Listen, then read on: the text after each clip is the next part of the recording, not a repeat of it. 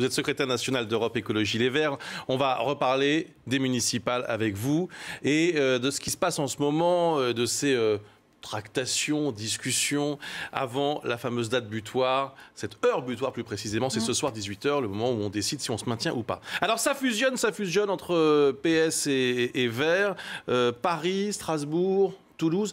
On a le sentiment d'ailleurs que bon, c'est un peu une formalité. Écoutez, non, sinon j'y passerai pas autant de temps, mais c'est aussi la démocratie et donc le second tour, c'est quand même la règle que les listes fusionnent en fonction de leurs résultats et de la volonté de mettre des majorités communes, mais ça discute quand même beaucoup. Ça se fait d'ailleurs avec le Parti socialiste, le Front de gauche, différents partis de gauche sur des questions programmatiques. Donc c'est aussi normal. Puis c'est aussi par respect pour les électeurs. Ouais. Ils sont déplacés au premier tour, ou d'ailleurs ils ne se sont pas déplacés. Et je pense qu'il est important au second tour de leur dire pourquoi est-ce que des gens se réunissent, qu'est-ce qu'ils veulent faire dans leur ville et quel est leur projet. Il y a quand même des endroits où c'est un peu plus compliqué. Nantes, par exemple. C'est fait depuis hier soir. Il n'y a pas de souci sur l'aéroport Écoutez, vous connaissez notre position d'opposition à l'aéroport de Notre-Dame-des-Landes. Ça n'empêche pas la fusion des listes. Ça ne l'empêche pas, mais nous avons redit que tant que les recours en justice n'étaient pas achevés, il ne fallait pas que ça avance. Et je crois qu'en face, le message est entendu. Notre bon score à Nantes nous a aussi permis de le faire entendre. Lille, c'est en cours. Il reste plus beaucoup de temps. Il reste 9 heures Les à peine. Informations que j'avais il y a quelques minutes... Qu'est-ce qui coince ? Je ne sais pas, je n'y suis pas, mais ils sont en train de discuter. Vous savez, on discute programme, nombre d'adjoints, nombre de postes. Mais ça, je pense que ça le fera. Que va-t-il se passer à Grenoble ? Éric Piolle, votre candidat qui est arrivé en tête au premier tour, sera-t-il le prochain maire de Grenoble avec le soutien du Parti socialiste ? Je crois qu'Éric Piolle sera le prochain maire de Grenoble. Ça c'est plutôt une certitude. Après, ils sont en train de discuter. Grenoble est une ville qui était tenue par le Parti socialiste depuis fort longtemps. Notre candidat est arrivé en tête. Il a 4 points d'avance, c'est ça, sur le candidat socialiste Jérôme Safar. Absolument, dans une dynamique assez forte. Donc, ils discutent depuis hier longuement et ils continuent. Moi, je comprends qu'il faut du temps pour discuter. Jérôme Safar n'avait pas prévu que notre candidat arrive en tête. Il n'avait pas prévu que la municipalité Emmanuel Cos, pourquoi c'est aussi facile quand vous êtes deuxième et pourquoi là d'un seul coup c'est si compliqué quand le PS est deuxième? Je ne crois pas que c'est à moi de répondre, c'est plutôt à Arlène Désir de répondre à ce genre de questions. Vous êtes parlé d'ailleurs avec Arlène Désir? Ah oui, on se parle, oui. Ça... Tous les quarts d'heure. Ça, il n'y a pas de problème. Mais moi je peux comprendre aussi que... quelqu'un qui a pensé reprendre une ville derrière Michel Destot soit un peu remué par ce qui s'est passé. Mais vous savez, c'est aussi très difficile de discuter. Mais moi, de toute façon, je vais vous dire les choses très clairement. Contrairement à d'autres partenaires de la gauche, nous, quand on négocie, qu'on arrive en tête, on est très simple. On fait ça sur la proportionnelle. Chacun a droit à la valeur qu'il a eu au premier tour. Et on n'est pas là à faire du marchandage entre un ou deux postes. Donc, je vais vous dire les choses. Soit ça avance très vite. Et on est ravis. Soit ça n'avance pas, Éric Piolle maintient sa liste et nous gagnerons la ville dimanche. Et on le fera de manière un peu plus offensive. Moi, c'est pas ce que je souhaite, mais j'ai aucun problème avec ça. Il y a une dynamique très forte à Grenoble. Il n'est pas question qu'Éric Piolle se retire au profit non.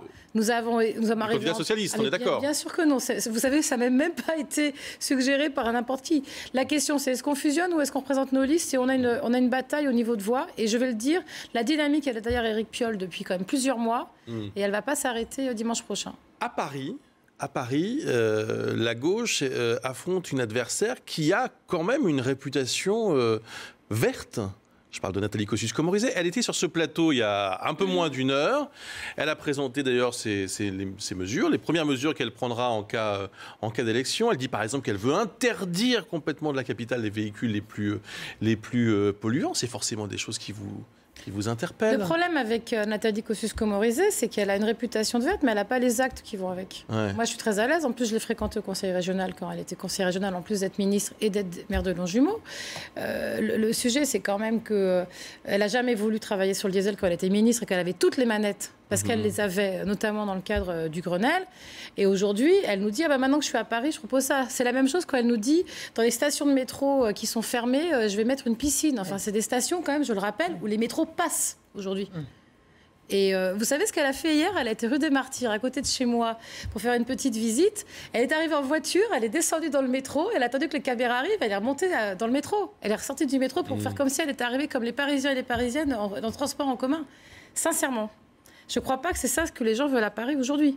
Après, que la droite comme la gauche soient engagés sur le diesel et nous disent de concert, demain on va interdire le diesel. Vous savez, nous, au syndicat de transport d'Île-de-France, si demain on a gauche et droite qui sont d'accord pour supprimer le diesel sur les bus de la RATP et de travailler sur la question de la circulation dans la ville, moi je suis preneuse. Parce que je pense que c'est une question qui va au-delà du clivage politique. 2 questions très rapides sur l'après-municipal. Essayons de nous projeter. Un remaniement semble quand même hautement envisageable. Alors, première question, il y aura toujours des membres d'Europe Écologie Les Verts au gouvernement ? Écoutez, déjà, c'est pas moi qui vais... Si on vous le demande. On verra sur quel projet, quelle est l'ambition de ce gouvernement et qu'est-ce qu'on a à répondre à ce qui a été exprimé dimanche dans les urnes. Waouh! Ça manque un peu d'enthousiasme. Mais c'est pas cette question-là. C'est qu'on peut pas, d'un côté, regarder des résultats très difficiles, quand même. Ouais. Une montée des extrêmes, une forte abstention, et dire, tiens, on remanie, puis on continue pareil. Donc moi, simplement... Donc pour que les choses soient claires, vous conditionnez votre présence... J'aimerais avoir des discussions politiques. Je fais de la politique, et je pense que les Français qui ont voté dimanche ou qui n'ont pas voté nous demandent des actes et nous demandent des réponses. Donc je veux qu'on ait une discussion politique, et ce n'est pas la question de savoir s'il y a des écolos dans un gouvernement. La question va se poser très vite, vous le savez bien. Oui, elle va se poser, mais moi je veux avoir des discussions politiques, et après je pense qu'on verra en fonction des réponses. Après, vous savez, la réalité c'est que c'est ni moi ni mon parti qui va décider, c'est les gens à qui on le propose qui décident d'y être ou pas. Ça se passe toujours comme ça. Oui, enfin vous donnerez votre avis quand même. Vous êtes la patronne du mouvement, non ? Oui, mais je veux dire que les choses ne sont pas si simples que ça. Question subsidiaire, si c'est Manuel Valls qui est à Matignon, vous y allez ? La même chose, moi j'attends de voir qu'est-ce qu'il a à dire et qu'il mette au clair, à mon avis, un certain nombre de sujets, notamment ceux sur lesquels on s'est affronté fortement. Et notamment sur ce qu'il a pu dire sur les Roms. Il n'y a pas si longtemps, c'était quand même un sujet... Enfin, c'était inenvisageable pour vous. Non, on n'a jamais dit ça. Vous avez un ministre chez nous qui l'a dit. Non, mais moi, je veux bien... Vous me dites, moi, je suis la chef du parti. Moi, je dis pas, je mets pas des oukas sur les personnes. Je ne vais pas faire comme font d'autres partis de ce pays où on met des oukas sur des écolos. Moi, je ne mets pas d'oukas sur les gens. Moi, j'attends un projet politique. Et ce gouvernement, il veut faire quoi ? Il s'engage sur quoi? C'est quoi la ligne? Qu'est-ce qu'on défend? Est-ce qu'on change de cap? Est-ce qu'on maintient ce qui a été proposé là avec le résultat qu'on voit dans les urnes? Ou est-ce qu'on fait autre chose? Merci Emmanuelle Cos. Je vous en prie. Merci d'avoir été avec nous.